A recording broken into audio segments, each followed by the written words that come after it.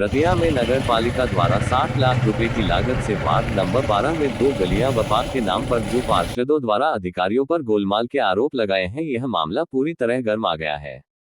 Bharatiya Janata party की राष्ट्रीय कार्यकारी सदस्य और पूर्व सांसद सुनीता दुग्गल ने मीडिया से बातचीत करते हुए कहा कि इस मामले की मुख्यमंत्री से बातचीत करके उच्च स्तरीय जांच करवाई जाएगी। जो भी इसमें दोषी पाया गया उसके खिलाफ कड़ी से कड़ी कार्रवाई की जाएगी। भले ही रतिया से पूर्व सांसद सुनीता दुग्गल विधानसभा चुनाव हार गई हो, मगर रतिया में समय समय पर लोगों की समस्याएं सुन रही है और समाधान भी करवा रही है। उन्होंने कहा कि रतिया की जनता ने कांग्रेस के विधायक को भारी मतों से जिताया था, मगर जीतने के बाद वह कुंभकर्ण की नींद सो गए हैं और जनता की कोई भी समस्याओं का समाधान नहीं करवा रहे और नए ही विधानसभा में रतिया क्षेत्र की कोई आवाज उठा रहे। रतिया से अशोक ग्रोवर की रिपोर्ट। मेरे संज्ञान में आई है बात ये कि कहीं कोई ऐसे मामले हैं कि जहां पर वो जो है धरातल पर वो है नहीं काम, लेकिन इसमें उसका पता लगा है कि उसके बिल पास हो गए हैं, सब कुछ हो गया। तो देखिए, माननीय मुख्यमंत्री जी इन सब बातों को लेकर बहुत संजीदा है और इसकी इंक्वायरी जो है बाकायदा करवाई जाएगी और देखा जाएगा जहां कहीं पर भी जो भी कोई इसके अंदर जो है दोषी पाया गया और कड़ी से कड़ी कार्रवाई उसके खिलाफ। 2 गलियों के 60 लाख रुपए और एक पार्क के नाम पे हुए हैं, जबकि पार्षदों जो मौजूदा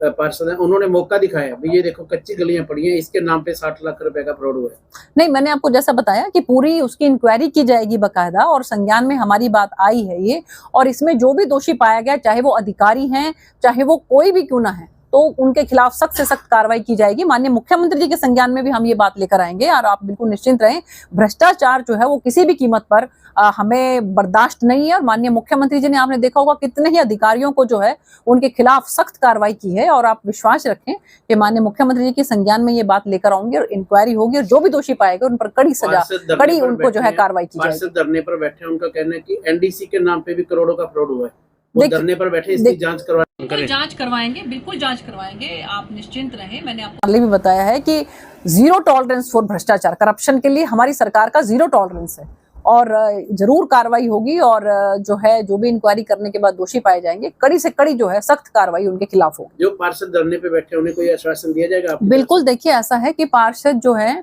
वो उनकी जिम्मेवारी बनती है कि वो अपने वार्ड का, अपने इलाके का जो है वो विकास करवाएं, वहां पर तरक्की करवाएं। लेकिन अगर कोई इस तरह की जो है अधिकारियों की मिली भगत से या किस तरीके से कोई ऐसा अगर घोटाला नजर में आता है तो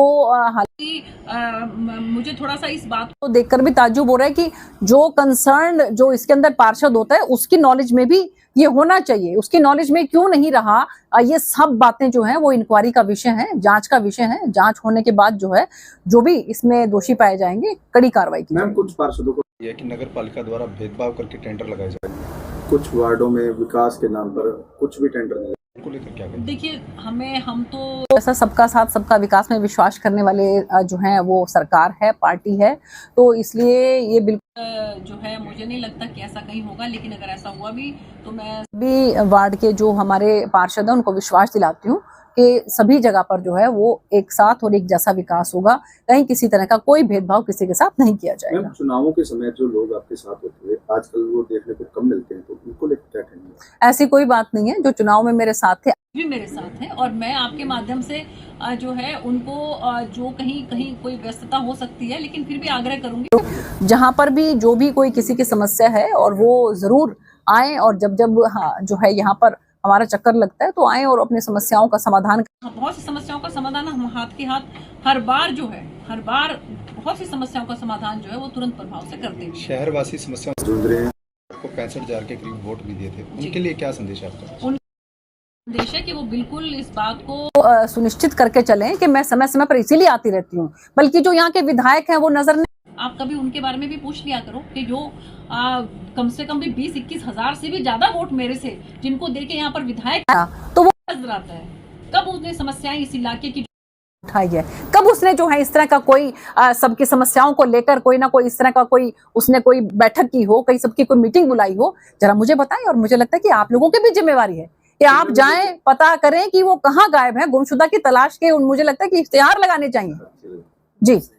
गलाए ना, लोगों को बहकाए ना, लोगों के वोटों को डकार के जो है कुंभकर्ण की नींद ना सो जाए, उनको निकलना चाहिए बाहर, देखना चाहिए कि कहाँ पर क्या समस्या है। मैं बार बार आती हूँ और मुझे जब भी जो की समस्या नजर आती है उसका हम समाधान करते हैं, यहीं पर मौके के ऊपर ही समाधान करते हैं। तो ये बहानेबाजी है, सिर्फ लोगों के वोट लेकर विधायक बनकर और अब कुंभकर्ण की नींद कहाँ सो रहे हैं मुझे मालूम नहीं।